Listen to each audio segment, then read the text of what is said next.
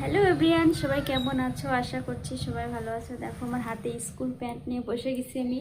আর এই school pant দুটো pant কেটে আমি একটা বানানি লাগবে, আমাকে একটা বোনের দাবি রয়েছে। আর এই স্কুল প্যান্টগুলোর বেশি ঘের থাকে না, পরতে গেলে একটু অসুবিধা হয়, যে জন্য এই প্যান্ট পরতে পারতেছে না, অসুবিধা হচ্ছে বসতে গেলে।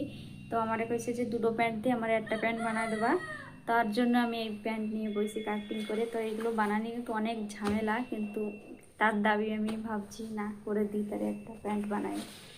তো চলো আমি বানানোর পর তোমাকে দেখাচ্ছি স্কুল প্যান্ট।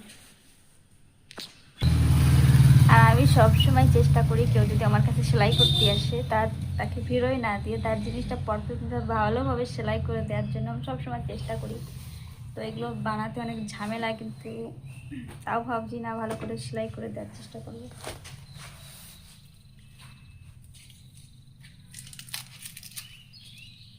এই যে আমার সুতা।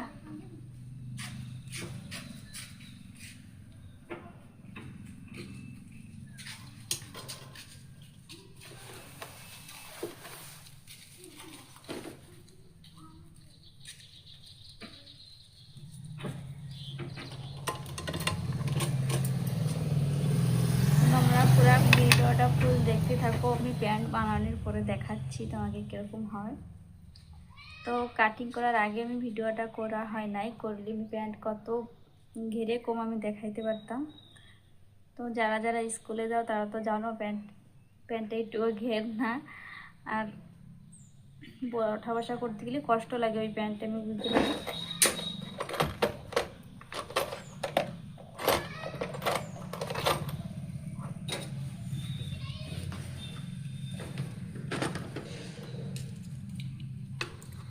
চলো স্টার্ট।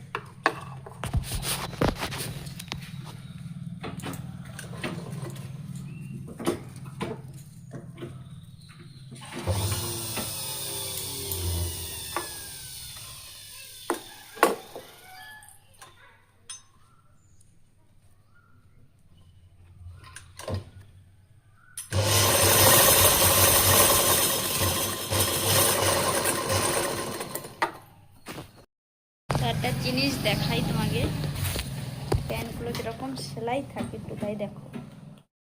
তো দেখো এই যে প্যান্টের যে বর্ডারগুলো সেলাই করা ছিল, এই যে উপর থেকে, আর এই যে দেখো সাইডের বর্ডারগুলোয় সুতা উঠতেছে। সাইডেরটা কোনো মোড়াই সেলাইও দেওয়া নাই প্যান্টে। আর এই যে ভিতর সাইডে দেখো সব জায়গাতেই সুতা উঠতেছে, প্যান্ট মানে পরার আগে দিয়ে ছিঁড়ে যাচ্ছে। তো এই প্যান্ট ওরা পরবে কি করে, তার জন্য আমার কাছে আবার নিয়ে আসছে এগুলো। তো বানানোর পরে আমি তোমাদের দেখাচ্ছি প্যান্টটা কীরকম হয়। পুরাপুরিভাবে বানানো রেডি, আর প্যান্টটা কত ঘের হয়েছে দেখো।